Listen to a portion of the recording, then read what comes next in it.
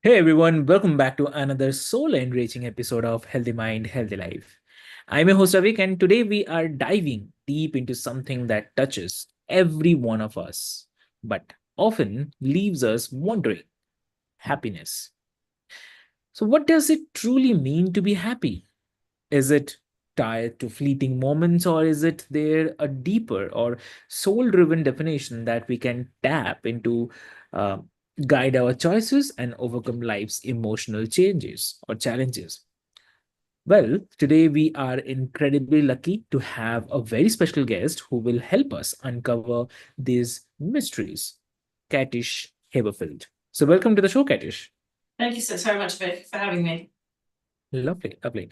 So, Katish, like before we start, I'll quickly love to introduce you to all of our listeners.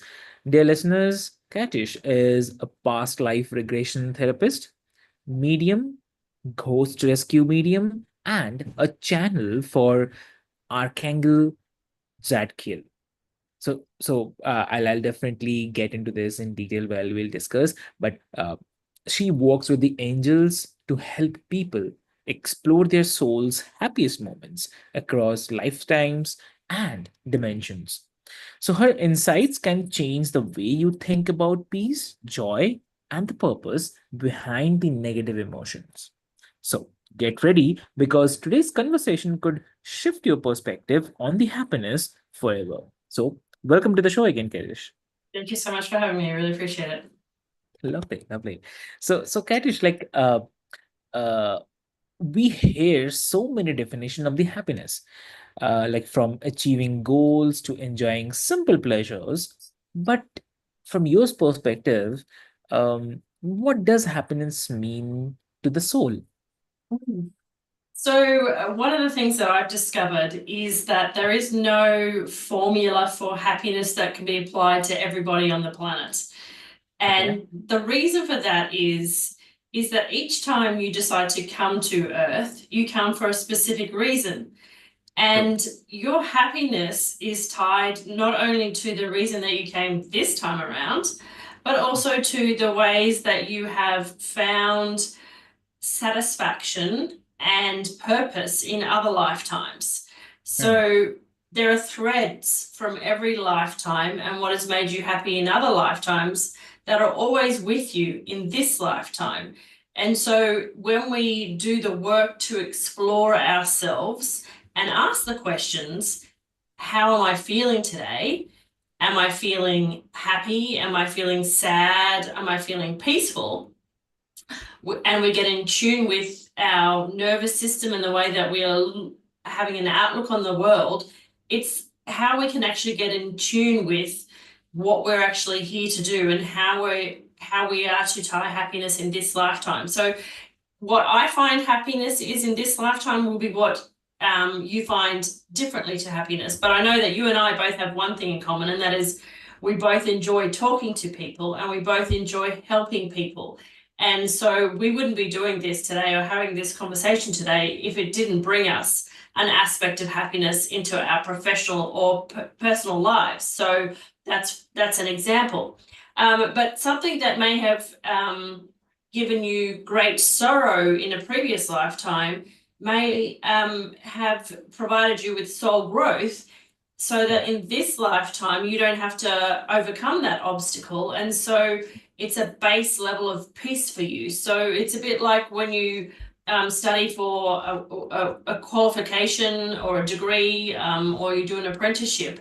They're all building blocks. So we build on our understanding of the way the world works and how relationships work, how karma works, and how we view ourselves in each and every time that we come to Earth. And so happiness is not something that you need to grasp all at once. It's something that is built upon with your soul. Awesome. Really, really awesome. And when you guide your clients to find their happiest moments across lifetimes, what patterns do you notice? I mean, is there a universal thread that connects soul level happiness?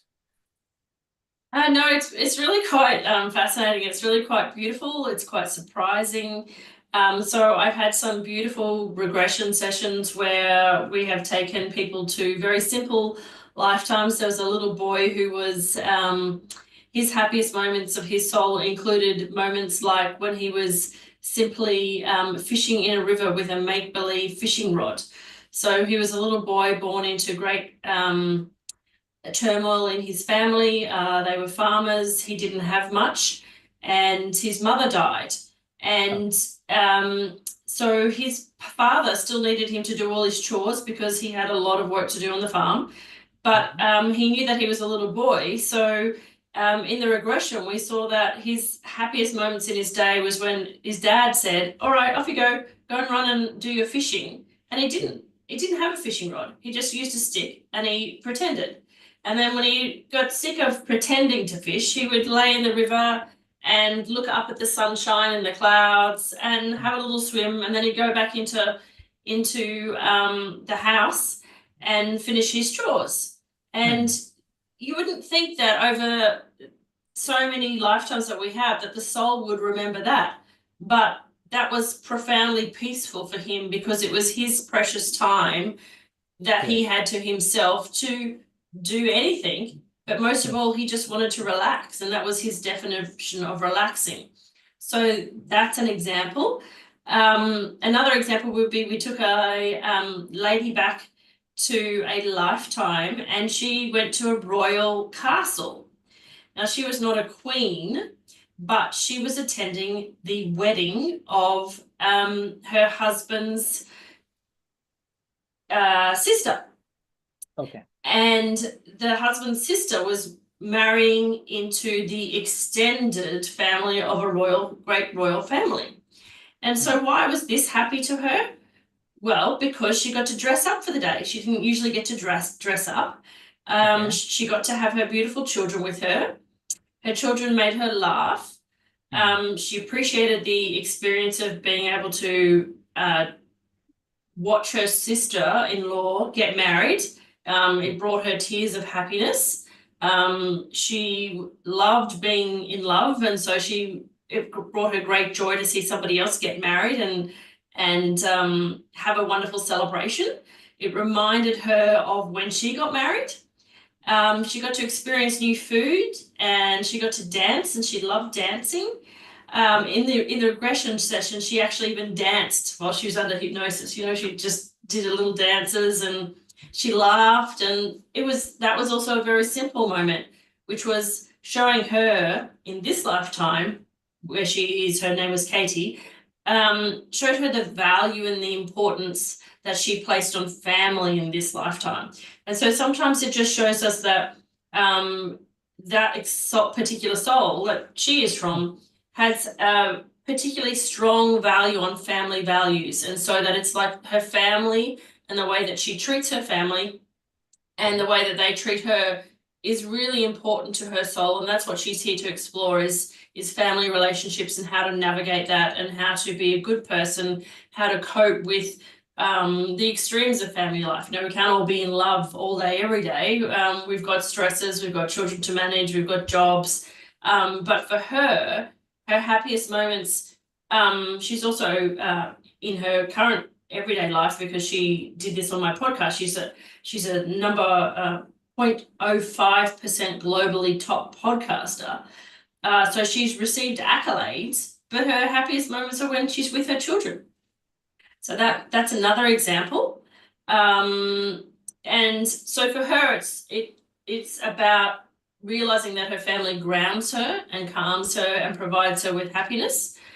There've been other really sort of different kinds of examples whereby people have found happiness through really sort of strange sort of examples. If your mind can bend itself, these have been interplanetary examples where we have been learning about the different elements and how they work, like thunder, wind, water, and how comets are comprised, and what the purpose of comets are. And so for some people, the happiest moments of their soul are exploring how the physical components of things that we take for granted as being not sentient, but being alive, like plants and the elements, how they work. So their happiest parts of their soul have been moments when they have been experimenting with being those kinds of elements.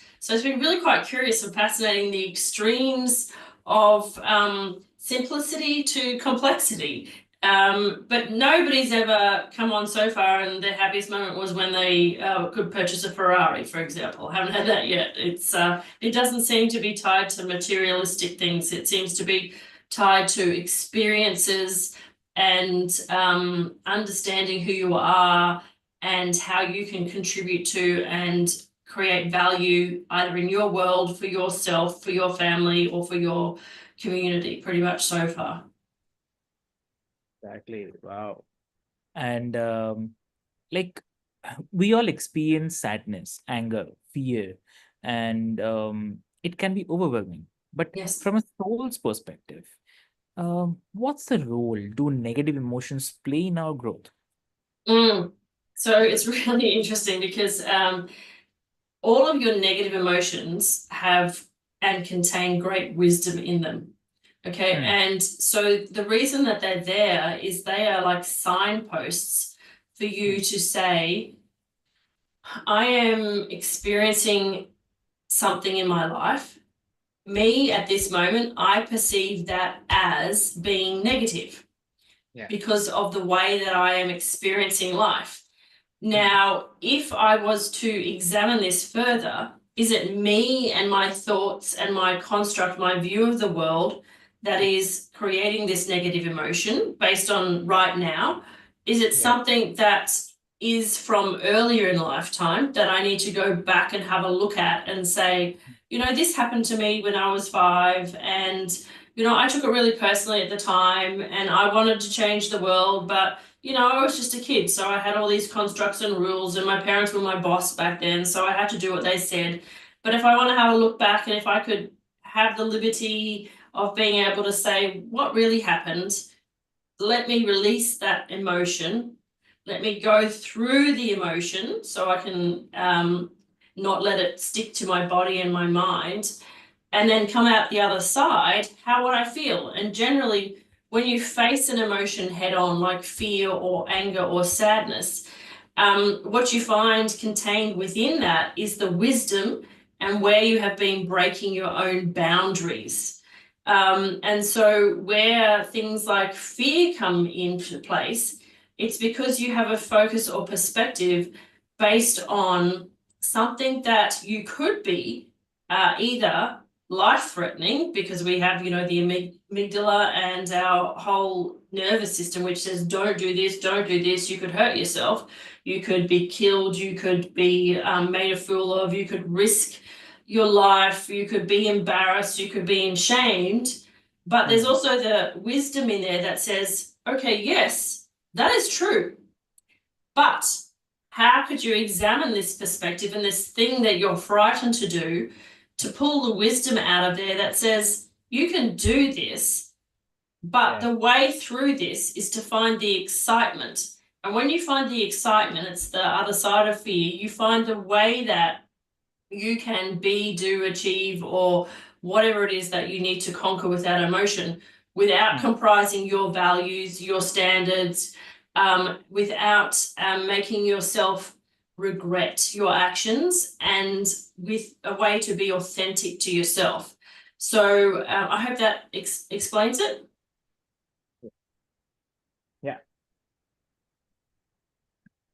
So I think it's very, very, very valuable, negative emotions. But the main thing is that we have to give ourselves permission to actually feel the fear or feel the anger, feel the sadness, know when it's bubbling up so that we are aware of those emotions, but then not let them control us. So we need to be wise with our emotions, because if we shove them down and we don't express them at all, then they form illness in the body, and they can hold you back, especially at the end of your life, because at the end of your life, what holds you back is regrets, and regrets are based on missed opportunities, things that you wish you hadn't said, emotions that you wish you had contained, actions that you should have thought through, people that you should have said I love you to, relationships that you felt that you should have left earlier. And we need to understand that we are here on earth to be emotional beings, and we need to express those emotions to really revel in humanity, to really appreciate what it is that we have as a gift as being a human right here now on earth, is these emotions that they just don't get anywhere to the same extent that we do in other planets and other locations in the universe. So it's a really beautiful privilege to have the emotions that we do. And I would love to see the world embrace emotions and exploring emotions in any way that they can in a safe way, so that it doesn't cause more illness in society. Wow, that's really awesome. Yeah. And from your work, what do you think is the biggest misconception people have about happiness? I think we all get caught up in the notion that Uh-huh. happiness is something that we have to achieve, Mhm. that it has to be quantifiable, and it has to be something that can be gift wrapped, purchased, or given to somebody, that it Mhm. has to be something materialistic, and that we have to measure our happiness by somebody else's standards. And I think that the thing that we need to understand, and it is difficult because we are, gifted with an intellectual mind. We're gifted at this time with computers and AI and ways to communicate with people all across the globe very quickly at fast speeds. And so we can compare our lives to other people.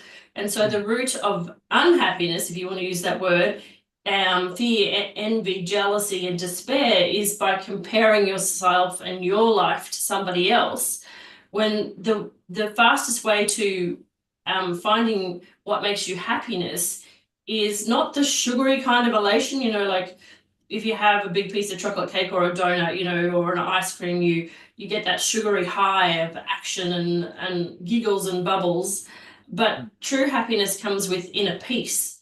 And so it's the things that you do, or the way that you help people, or the way that you behave, or the places that you go to, that when you go there, there's that deep stillness, and you feel content with Right. the world, and you're not worrying about anything else other than being here in the moment. And so for some people that is taking photos, for some people it's writing poetry, for some people it's putting their feet in the ocean or having a swim, or eating a great curry or a samosa, or being in a cooking class, or just taking their grandma shopping. But it's that coming back to neutrality, where you just feel that deep peace within, and that deep peace is always Mhm. that still point where you are connecting with your true sense of happiness, in my experience. That's awesome. Lovely. So, also, like, I'm curious that with everything you have learned through your work, how do you personally define happiness in your own life? In my own life, yeah, that's interesting. For me, happiness comes in exploring, Mhm. for me, very much so, exploring who I've been in other lifetimes. So that's why I became a past life regression therapist, because I wanted to understand why I was the way I was, what Mhm. made me unique, what perhaps was holding me back in this lifetime. And so past life regression therapy and understanding reincarnation and the concepts of karma. I grew up in a Christian family, so that's not, part of the lingo in a Christian family. But exploring that, so learning about different religions, different spiritual concepts, and academic learning, as well as voracious reading has always provided me personally with happiness. But doing things like understanding consciousness also provides me with happiness. And at the moment, writing poetry, right, has really sort of provided me with a great stillness and happiness as well. So it's constantly changing. I mean, I used to be a photographer, and photography was the thing that made me feel really happy.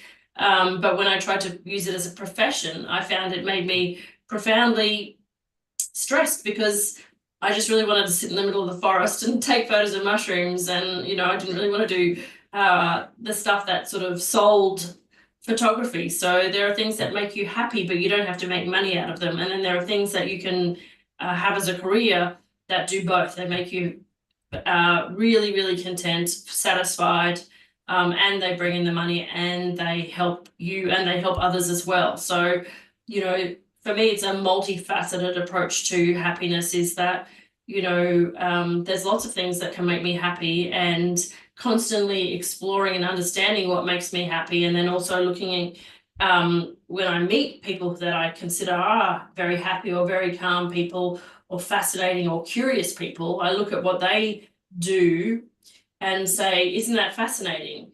And I guess I just like human beings. I just like to see what makes people tick. So, that psychological element of, well, what does that thing that they do make them happy? How does it make them happy? And, it's observing people and saying, oh, okay, so she likes crocheting. And the reason she loves crocheting is because she's got a very anxious or busy mind, and it calms her mind. And she then gets to give these creations as gifts. So yeah, I think it's being curious. For me, it's being curious about the world that I live in, curious about myself, and then curious about other human beings, and then not stepping into comparison for judgment purposes, but stepping into curiosity to say, hey, how are we the same?